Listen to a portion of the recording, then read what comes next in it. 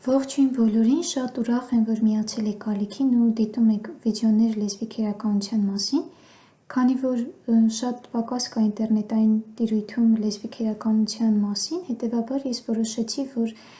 կարելի է դիտարկել ժամանակակից հայոց լեզուն իր բոլոր բաժիններով ու առանձին մեկնաբանել յուրաքանչյուրը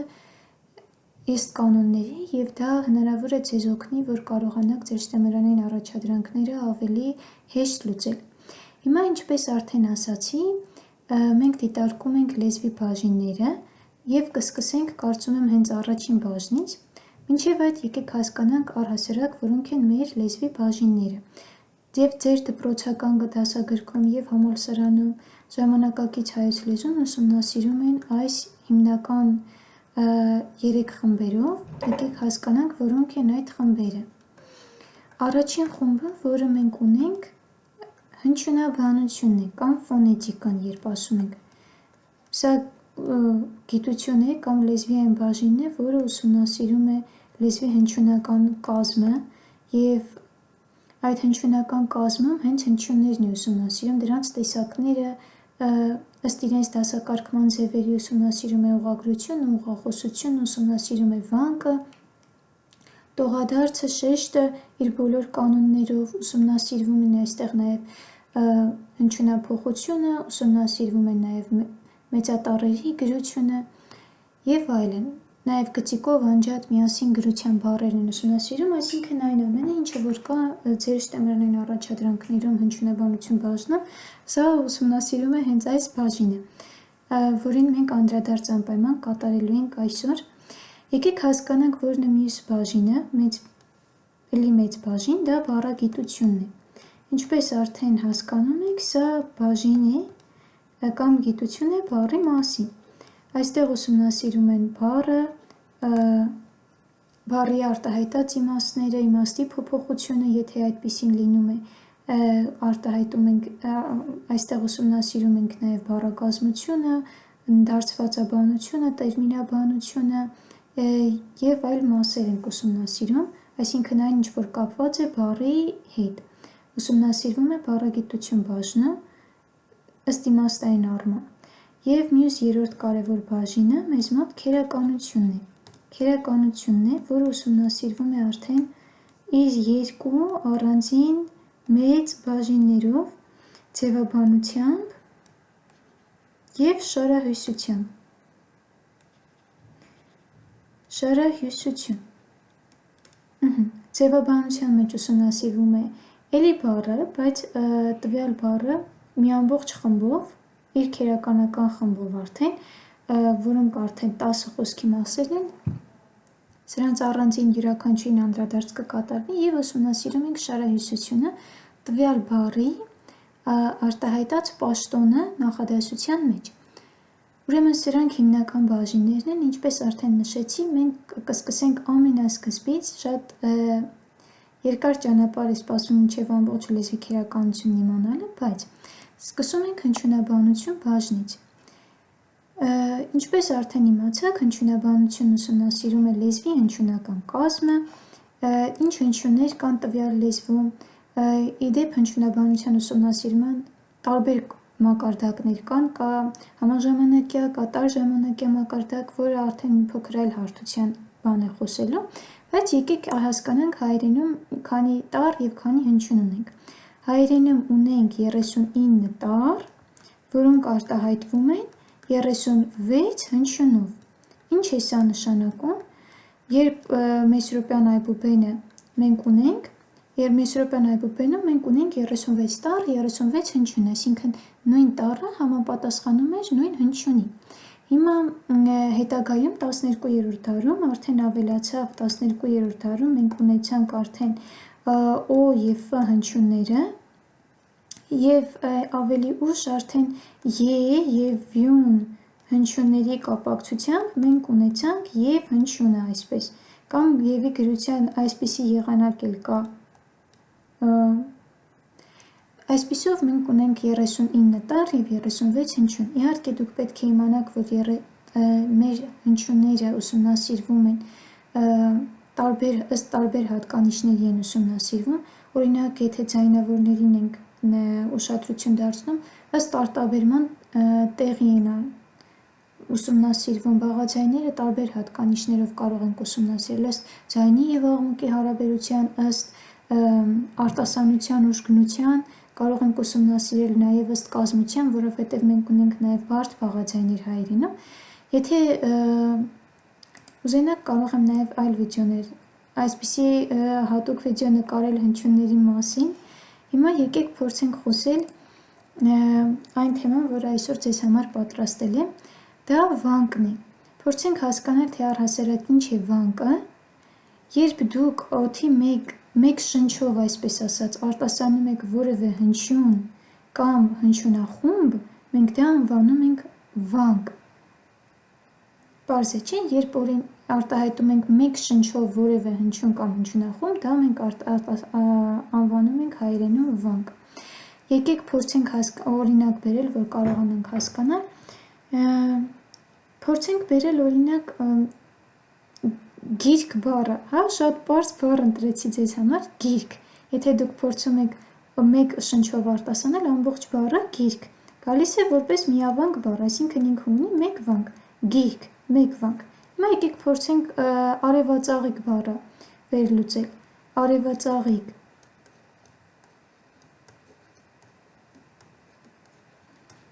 Փորձում ենք երկար ասել, որ կարողանանք մեկ շնչով արտահայտել մեկ հնչյուն կամ հնչյունախումբ։ Հիմա սա կստացվի ա, ժ, վ, ծ, ղ, եւ ըստ էության մենք ունենում ենք 5 վանկ այս արևածաղիկ բառի համար։ Մենք մեկ մղումով, մեկ շնչով արտասանեցինք ա տառը, հետո ժ տառը, սրանք արդեն մեկ ամբողջական վանկեր են։ Հիմա եկեք հասկանանք վանկերի ինչ տեսակներ կան հայերենում եւ ինչպես ենք մենք ունենում հայերենում վանկ։ Վանկարար հնչյուն ունենք հայերենում, դա ձայնավոր հնչյունն է։ Ուրեմն ցանկացած ձայնավոր հնչյուն, ձայնավոր հնչյուն։ Հայերենում կոչվում է վանկարար հնչյուն, ձայնավոր հնչյուն։ Ձայնավոր հնչյունը վանկարար հնչյուն է, կազմում է վանկ։ Ուրեմն եթե դուք ձեր բառում ունեք ձայնավոր, իսկ դուք անպայման կունենաք ձայնավոր հնչյուն ձեր բառում, դուք ունենում եք մի ամբողջարար վանկ, որովհետև ձայնավորը վանկարար հնչյուն է համարվում։ Հիմա եկեք հասկանանք էլի վանկի տեսակները։ Հայերենում ունենք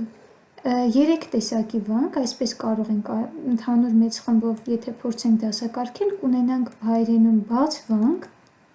կունենանք հայերենում փակ վանկ, կունենանք նաև գաղտնավանկ, կարող ենք նաև մեծ ընդհանուր տեսակ համարել գաղտնավանկը։ Ինչ ենք հասկանում բաց վանկ ասելով։ Երբ դուք ձեր բառը վերջանում է ձայնավոր հնչյունով, ձեր ամբողջ վանկը վերջանում է ձայնավոր հնչյունով, դուք ունենում եք բաց վանկ։ Եկեք դիտարկենք հայելի բառը օրինակի համար։ Հայելի։ Ուրեմն ունենք 3 վանկ, հա, ե, լի։ Եվ հան վերջանում է ա տառով ձայնավոր հնչյուն, են վերջանում է ե տառով էլի ձայնավոր հնչյուն եւ լի ունենք ի ձայնավոր հնչյունը, ուրեմն մենք ունենում ենք ամբողջ բառը որպես բաց վանկով կազմված, բաց վանկերով կազմված բառ ենք ունենում։ Հայելի, կամ կարող ենք մեկ այլ օրինակ դիտարկել, հա, ապակի եկեք վերցնենք, ապակի օրինակի համար, ապակի, էլի ունենում ենք 3 վանկ, ա, պա, կի, վերջանում են 3-ն էլ ձայնավոր հնչյունով, ա, ի, հետևաբար մենք ունենք 3 բաց վանկ։ Հիմա եկեք մեկ այլ օրինակ փորձենք վերցնել, հենց ինչու ոչ եկեք արևածաղիկ բառը դիտարկենք, որ հասկանանք, որ մի բառում կարող են նաև միաժամանակ և բաց և փակ վանկեր լինել, հա։ Եկեք վերցնենք արևածաղիկ բառը օրինակի համար։ Արևածաղիկ։ Ա, բաց վանք, ժ, այս եվը դիտարկում ենք որպես ե և J որպես դիտարկում ենք E և V հնչյունների համակցություն։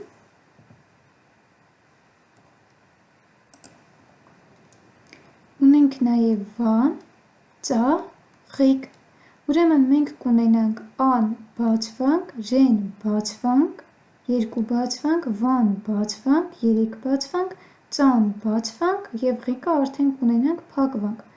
Ղիկը արդեն 5-րդ վանկը կլինի, որը փակն է։ Ուրեմն ըստ էության հասկանում ենք, որ փակ են կոչվում այն վանկերը, որոնք վերջանում են բաղաձայն հնչյունով, հա? Բաղաձայն հնչյունով են վերջանում։ Եկեք փորձենք մի ուրիշ օրինակ բերենք, օրինակի համար խորհուրդ բառը վերցնենք, հա? Եկեք ուրիշ գույն օգտագործեմ, խորհուրդ բառը։ Խորհուրդ։ Խորհուրդ։ Երկուսն էլ վերջանում են Ž, D հնչյուններով, հետևաբար մենք ունենում ենք այստեղ փակ վանք։ Ինչպես դուք հասկացաք, նույն բառում կարող են լինել և բաց վանկեր, և փակ վանկեր, այսինքն բավական հեշտ է վանկատման սկզբունքը, այս վանկերի սկզբունքը հասկանալը, բաց փակ վանկերը։ Ինչպես նաև երրորդ խումբը ունենք հայերենում, դա մեզ մոտ արդեն գաղտնավանկն է։ Ինչ ենք հասկանում գաղտնավանք ասելով, երբ դուք լսում եք ձեր բառի մեջ հնչյունը, բայց այն չեք գրում, հետևաբար դուք կունենաք գաղտնավանք։ Ուրեմն հայերենում գաղտնավանկի հնչյունը ն է, որը լսում ենք, բայց չենք գրում։ Օրինակի համար եկեք վերցնենք հետևյալ բառը՝ մկրատ կամ գլխարկ։ Եկեք վերցնենք գլխարկ, գլխարկ։ Լսում եք այստեղ գաղտնավանկի ն, գլխարկ։ Ունենում ենք երկու վանք, որոնցից մեկը այս առաջինը գաղտնավանկն է, գլխարկ ենք ունենում։ Եկեք մեկ այլ բառ փորձենք վերցնել, օրինակ վերցնենք մկրատ բառը, մկրատ, մկ, այստեղ ենք լսում ըտառը, ունենք ժատ, մյուս վանկը, հետևաբար կունենանք գաղտնավանք։ Եվ հետաքրքիր է, որ գաղտնավանք կարող ենք ունենալ նաև ոչ միայն բառի մեջ, այլև կարող ենք ունենալ բառի սկզբում, սա շատ կարևոր է, եկեք ֆիքսենք, որ մի քանի հնչյունախմբեր կան, որոնց սկզբում մենք լսում ենք հնչյունը, բայց մենք այն չենք գրում և ձեր շտեմարանի մեջ էլ շատ այդպիսի բառեր կան, որ բառի սկզբում դուք ունեք, օրինակի համար, ունեք զգ, զբ, սկ, սպ, ստը, շտ, այս տեսակ հնչյունախմբեր եթե դուք ունեք ձեր բառի սկզբում, նշանակում է, որ իրենք սկզբում ունեն գաղտնավանկի այդ հնչյունը, որը շատ կարևոր է։ Հիմա օրինակ սպի բառը, եթե ձեզ տալիս է վանկատել սպի բառը, դուք պետք է ոչ թե ասեք, սա մեկ վանք է, այլ ասեք սպի, որովհետև այստեղ մենք լսում ենք ըտառը։ Կամ եթե ունենք սկյուրիկ բառը, սկյուրիկ, սկյուրիկ, հետաքրքիր է, մեկ վանք, կյուրիկ, կունենանք մեկ, այսպես ասած, փակ վանք, կյու, բաց վանք, ռիկ, փակ վանք արդեն կունենանք, պարզ է չի, այսինքն այս հնչյունախմբերը եթե դուք տեսնում եք ձեր բառի սկզբում, դուք անպայման պետք է նկատի ունեք, որ լսում եք ըտառը։ Ուրեմն ըստ այդմ, եթե հաշվում ենք մենք բառերի մեջ վանկերի քանակը, եթե փորձենք հաշվել, օրինակի համար գիրք բառը կլինի մեկ վանք, ուրեմն սա միավանք բառ է, եթե վերցնում ենք օրինակ սկյուրիկ բառը, եկեք գրեմ միավանք, այստեղ, եթե վերցնենք սկյուրիկ բառը արդեն, ունենք 3 տառանձին վանք, նշանակում է մենք ունենք բազմավանք բառ այստեղ, բազմավանք բառ ունենք, քանի որ մենք խոսեցինք այս գաղտնավանկի ըտառից, ըստ այս ըտառի դիրքի, մենք կարող ենք ունենալ նաև 1,5 վանկանի բառեր, եթե դուք ունեք ոչ թե 3 վանկանի այսպիսի բազմավանք բառ, այլ դուք ունեք 1 ամբողջական վանք և ունեք 1 գաղտնավանք, մենք կունենանք այս դեպքում արդեն 1,5 վանկանի բառ, եկեք հասկանանք ինչն է 1.5 վանկանի բառ։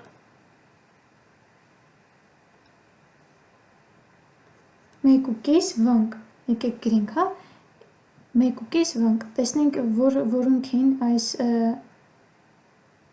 1.5 վանկ ունեցող բառերը, հա, եթե ունենք 1 ամբողջական վանկ, գումարած գաղտնավանկ,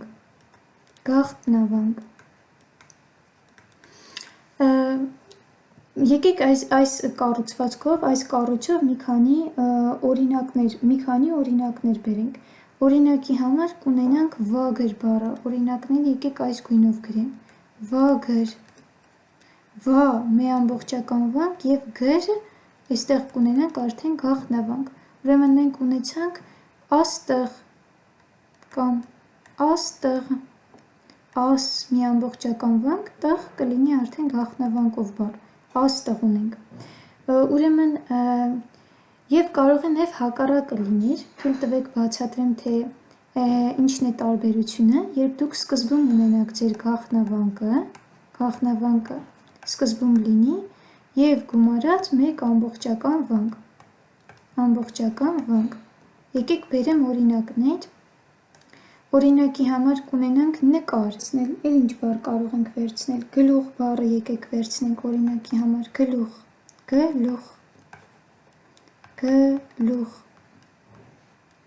եթե վերցնենք,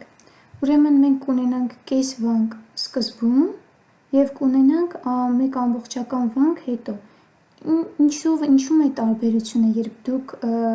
այս կես վանկը որտեղ եք ունենում, սկզբում թե վերջում եք ունենում, տարբերությունը կգա արդեն ձեր ձևաբանության բաժնում, երբ դուք փորձեք հոգնակի թիվ կազմել, հա, նկարներ, եթե ձեր գաղտնավանկի սկզբում է, 1.5 վանկի սկզբում է, դուք ներ վերջավորությամբ կունենաք այստեղ կազմվող նկարներ, գլուխներ, իսկ եթե արդեն վերջում է, վագրեր, աստղեր, այստեղ արդեն հոգնակի ակերտ մասնիկն է գալիս, սա է միակ տարբերությունը, որ պետք է իմանանք, ուրեմն սա մեր վանկի մասին, գրեթե ամբողջական տեղեկություն տվեցի ձեզ վանկի մասին, կարող ենք արդեն անցնել տողադարձին, եթե ինչ-որ հարցեր ունենաք, դուք անպայման կարող եք գրել, ես պատասխանեմ ձեր հարցերին, եկեք անցնենք տողադարձման սկզբունքին, հա, ինչ է առհասարակ իրենից ենթադրում տողադարձը, գրենք տողադարձ, թեև դուք չունեք որպես առանձին հարց ձեր շտեմարանում, բայց կարծում կարելի իմանալ տողադարձի մասին, ձեր տողադարձի գիծը, որը դուք ասում եք, դա ենթամնա ենք մենք կոչում, այդ տողադարձի գիծն է, կոչում ենք ենթամնա, ինչ ենք ասում տողադարձ ասելով, ինչ ենք հասկանում տողադարձ ասելով, երբ բառը չի տեղավորվում տողի վրա և մենք այն տանում ենք հաջորդ տող, տեղափոխում ենք հաջորդ տող, կան տողադարձման մի քանի կանոններ, իրականում կարող ենք երկու մեծ հիմնական խմբով բաժանել տողադարձը, կամ վանկատման սկզբունքով ենք բառը տողադարձանում, այսինքն բառը բաժանում ենք վանկերի, վանկատման սկզբունք մենք ունենք և ունենք հայերենում տողադարձման մյուս կարևոր սկզբունքը բառակազմական սկզբունքը, ըստ բառի կազմության, բարդ բառ կլինի, ածանցավոր բառ կլինի, ըստ բառի կազմության մենք տողադարձ ենք կատարում, հիմա օրինակները կբերենք, հիմա եկեք հասկանանք վանկատման սկզբունքները մի փոքր շատ են, այդ հնչյունախմբերը, որ ձեզ սկզբում ասացի, ՍԿ, ՍՊ, ՍՏ, ԶԳ, ԶԲ, այդ հնչյունախմբերից առաջ անպայման պետք է ֆիքսեք ԶԳ, ԶԲ և այլ հնչյունախմբեր, պետք է ֆիքսեք, որ դրանց սկզբում կա գաղտնավանք, այսինքն, եթե դուք տողադարձ եք կատարում, դուք ունեք այդպիսի բառ, որի սկզբում այս հնչյունախումբը կա, պետք է անպայման հիշեք, որ տառը գոյություն ունի, օրինակի համար փորձենք զգալ բառը տողադարձել, հա, եթե տողի վերջում չի տեղավորվում, տանում ենք գալ հաջորդ տող արդեն, պատկերացրեք, չէ, ինչպես է լինում ըստ վանկատման սկզբունքի, սա ուղղակի սկզբունքներից մեկն է, մի ուրիշ կարևոր բան փորձենք ֆիքսել, հա, կարծեմ սա ընդհանուր կանոն է, որ շատերը գիտեն, եթե ձեր բաղաձայն հնչյունը, օրինակի համար ես վերելու եմ դասարան բառը օրինակ, եթե վերցնենք բաղաձայն հնչյուն սն, հայտնվում է երկու ձայնավորի արանքում, օրինակ երկու այի արանքում է հայտնվում, տողադարձման սկզբունքը այսպես կլինի, ձեր բաղաձայն հնչյունը գնում է հաջորդ տող, եթե դասարանն ենք վերցնում, դասարան, սա կլինի տողադարձման սկզբունք, եթե ունենք մի բաղաձայն հնչյուն, որը հայտնվել է երկու ձայնավորի արանքում, ապա տանում ենք բաղաձայն հնչյունը մյուս տող ենք, պարզ էր, և մի ուրիշ կանոն, եկեք վերցնենք, եթե դուք ունեք երկու և ավելի բաղաձայն հնչյուն, որոնք գտնվում են էլի երկու ձայնավորների արանքում, միայն վերջին բաղաձայնն ենք մենք տանում հաջորդ տող, հիմա օրինակի համար եկեք վերցնենք, այո թարգմանել բառը, թարգմանել, այստեղ գրեմ կմաքրեմ հետո, թարգմանել, ունենք, տեսեք ունենք ա հնչյունը երկու ձայնավոր հնչյուններ ունենք և ներսում ունենք 3 բաղաձայն հնչյուն, ինչպես ենք սա տողադարձում, ամենավերջին բաղաձայնն է միայն անցնում հաջորդ տող, օրինակ այսպես կլինի սա թարգմանել, սա կլինի տողադարձման սկզբունք, և այս սկզբունքով այլի շատ ուրիշ բառեր կարող եք տողադարձել, եկեք անցնենք վանկատման սկզբունքով տողադարձ կատարելու մի քանի այլ կանոնի, որ կարողանանք ֆիքսել, հիմա եկեք տեսնենք, մեկ այլ սկզբունքի, եթե դուք ունեք, արդեն խոսեցինք և տառի մասին, և տառի մասին քիչ թե շատ ասացի, մենք և տառը չենք թողնում հենց այսպես եվը, մենք այն բաժանում ենք, երկու մասի ենք այն բաժանում, հիմա օրինակի համար գրության մեջ այսպես կգա եվը, բայց սովորաբար այս են է արտասանվում, հիմա վերցնենք տերևաթափ բառը օրինակի համար, տերևաթափ, ինչպես կտողադարձենք, եթե այստեղ էլ տեղ չունենք, կգրենք տերը, հաջորդ տող կտանենք վաթափ, տերևաթափ բառը կտանենք արդեն հաջորդ տող, կամ եթե ունենք բարևել բառը, բարևել, այսպես ենք չի գրում, կտանենք այսպես տողադարձը, բարևել, հաջորդ տող արդեն կտանենք, ուրեմն ֆիքսում ենք, որ և տառը, եթե ունենք բառամիջում, չի մնում այսպես, մենք այն տանում ենք հաջորդ տող բաժանելով ե և վ հնչյունների, որը սովորաբար այդ ե հնչյունը գրեթե է ենք արտասանում, գրեթե բոլոր դեպքերում, եկեք փորձենք տեսնել մեկ այլ կանոն, շատ կարևոր է մի քանի երկհնչյունների հետ կապված, չխոսեցինք երկհնչյունների մասին, երկհնչյուն սովորաբար ե տառով ենք ձևավորում, եթե դուք ունեք յո, սովորաբար յոն է շատ հանդիպում, կամ յու ձևերով երկհնչյունախումբ ունեք, և այս ձեր ե տառից առաջ դուք ունեք բաղաձայն հնչյուն և այդ բաղաձայն հնչյունի ու ե տառի միջև չի արտասանվում այդ գաղտնավանկի ը հնչյունը, տողադարձը կարող եք երկու ձևով կատարել, եկեք մի քանի օրինակ վերցնենք, արդյոք բառը, շատ հայտնի օրինակ է արդյոքը,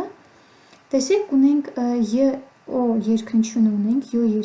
ունենք և յից առաջ ունենք բաղաձայն հնչյուն դ, հիմա այս դ-ի ու յ-ի արանքում մենք չենք լսում այդ գաղտնավանկի ը հնչյունը, արդյոք չի լսվում ոչ մի գաղտնավանկի ը, ինչպես կարող ենք տողադարձը կատարել, երկու ձևով կարող ենք կատարել, կարող ենք անել արդյոք ձևով, յոքը տանենք արդեն հաջորդ տող, արդյոք ձևով, կամ կարող ենք այսպես կատարել, արդյոք, դն կգնա արդեն հաջորդ տող երկհնչյունի հետ, նույնը նաև յու երկհնչյունի դեպքում էլի շատ բառեր ունենք, եկեք վերցնենք ուրախություն բառը, ուրախություն,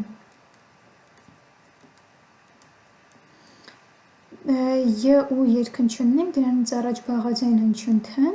էլի նույն ձևով կարող ենք կատարել ուրախություն, թն տանենք հաջորդ տող, կամ կարող ենք ուրախութ յուն, ուրախութ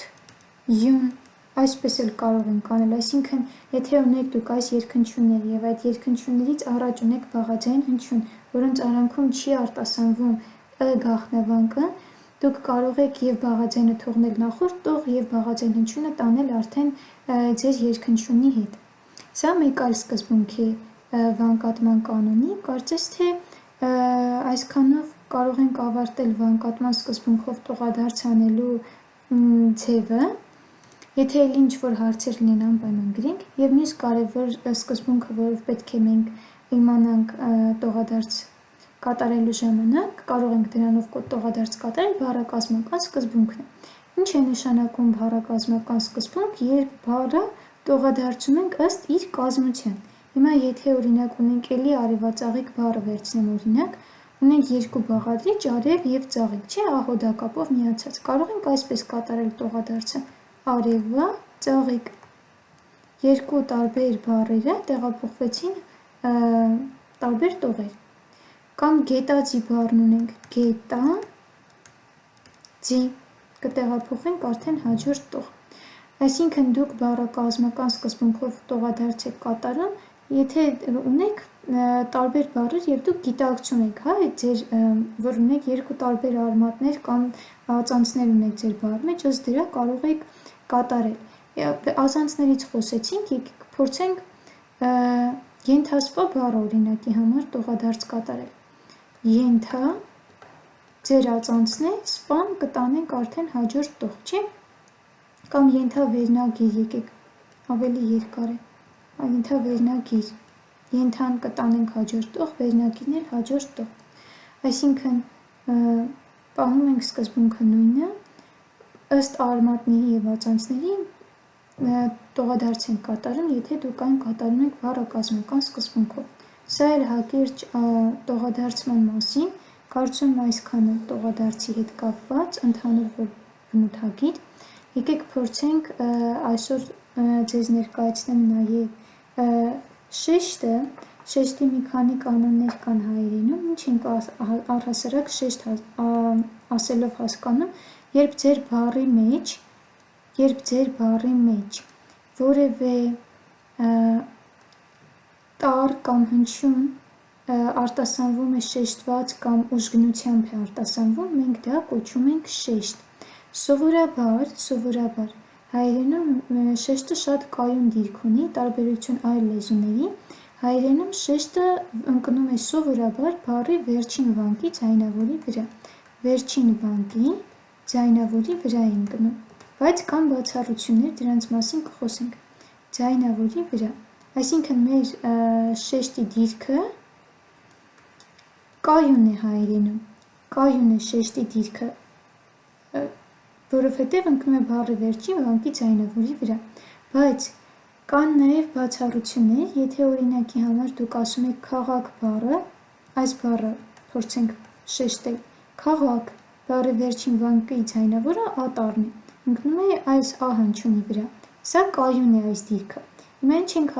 հասկանում կայուն շարժական ասելով, որովհետև հայերենում շեշտի դիրքը կայուն եւ շարժական է, կայուն եւ շարժական։ Ինչ ենք հասկանում շարժական ասելով։ Եթե դուք քաղաքներ բառը վերցնենք, հա, մենք հոգնակի մասնիկ ենք ավելացնում, քաղաքներ, շեշտը ատառից կտեղափոխվի ների որպես վերջին վանկի ե ձայնավորի վրա, կամ հիմա կասենք քաղաքներից,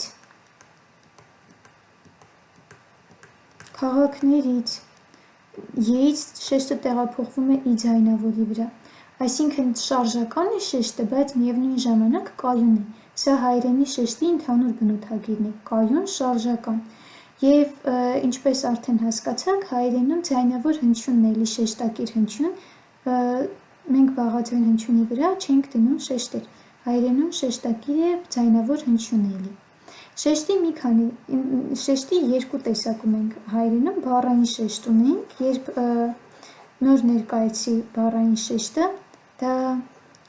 մեկ բառի վրա դրվող շեշտն է, սովորաբար շեշտի տեսակը հենց կանոնները հենց բառային շեշտին էլ վերաբերում են, ուրեմն բառային շեշտի վրա ենք դնում, դա բառային շեշտն է, Եվ ունենք հայերենում արդեն տրամաբանական շեշտ, որի մասին կխոսեմ քիչ հետո։ Հիմա եկեք հասկանանք, որ ինչ բառեր կան, որոնք բացառություն են, եւ դրանց վրա մենք բառի վերջին վանկին չենք դնում շեշտը։ Եկեք փորձենք միասին հասկանալ այդ բառերը։ Գոնե, չենք արտասանում գոնե, ասում ենք գոնե, շեշտը գնում է այստեղ։ Գրեթե չենք ասում ենք գրեթե, շեշտը նախավերջին վանկի վրա է գնում։ Գուցե,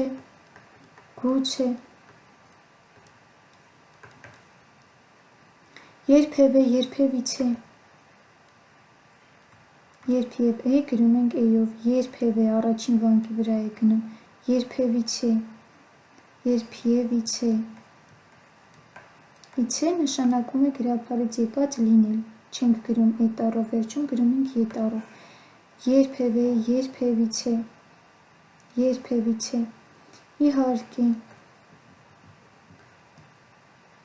իհարկե չենք ասում ենք իհարկե,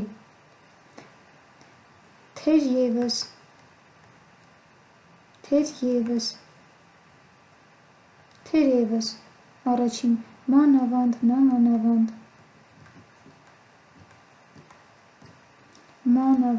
նամանավանդ, առաջին վանկի վրա է գնում շեշտը, նամանավանդ, նույնիսկ, այստեղ է գալիս շեշտը, նույնիսկ, նույնպես,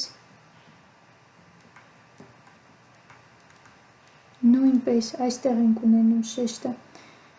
էլի շատ բառեր ունենք, փորձենք տեղավորել, ուրեմն սրանք այն բառերն են, որոնցում շեշտը չի գրում վերջին վանկի ձայնավորի վրա, այլ դնում ենք կամ առաջին վանկին, կամ նախավերջին վանկին ենք դնում շեշտը, ունենք հայերենում նույնքան, նույնչափ բառերը, նույնչափ,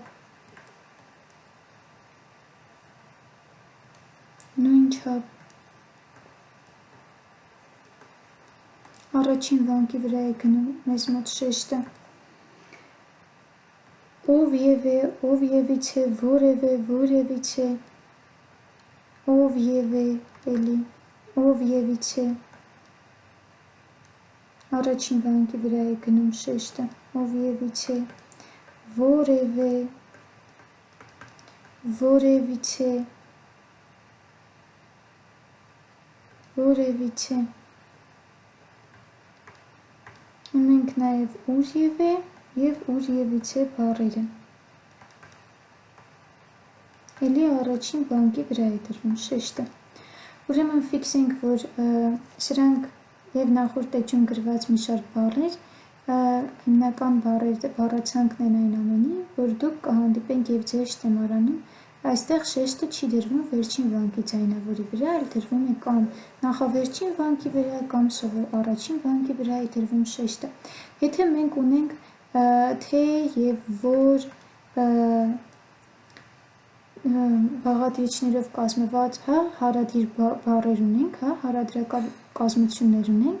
օրինակի համար ասես թե,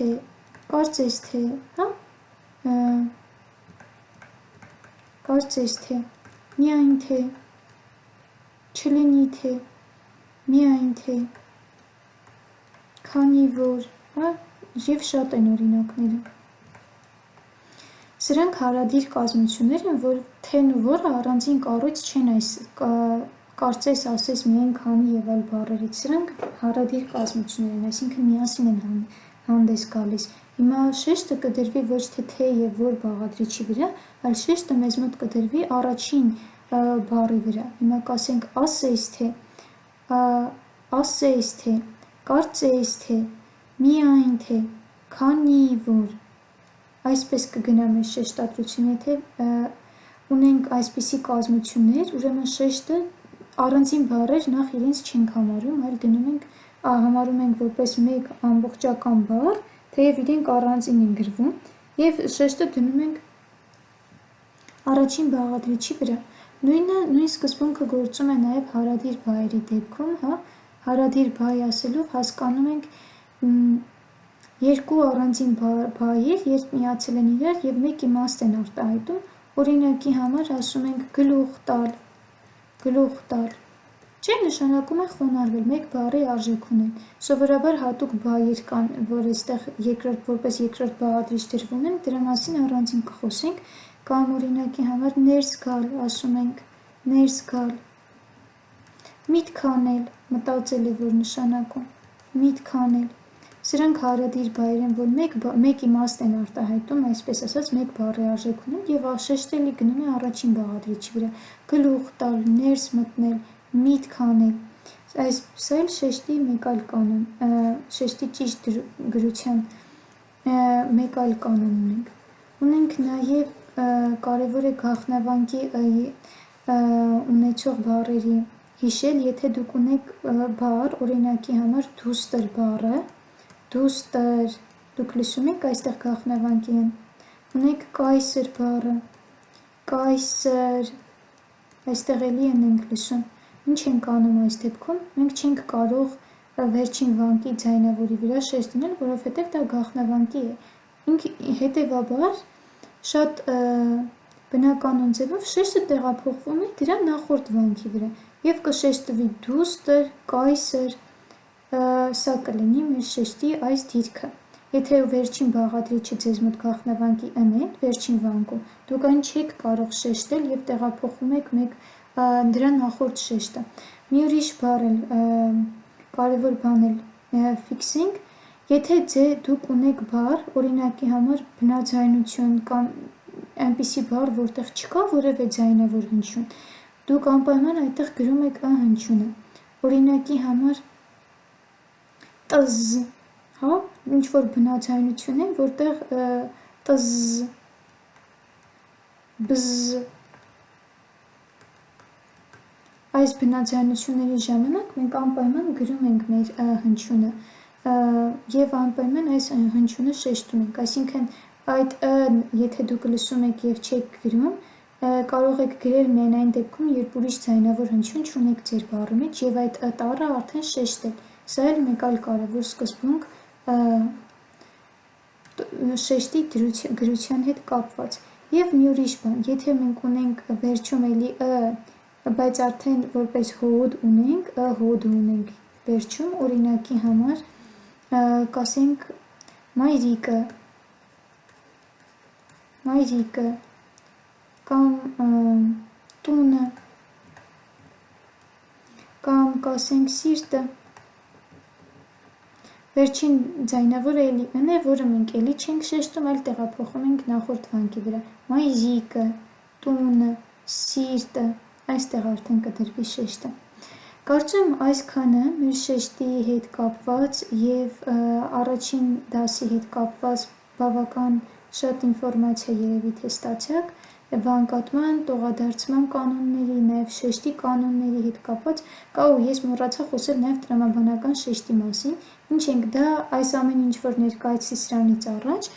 մեզ մոտ բառային շեշտն էր, որ բառի վրա ենք մենք շեշտը դնում, իսկ տրամաբանական շեշտը արդեն ավելի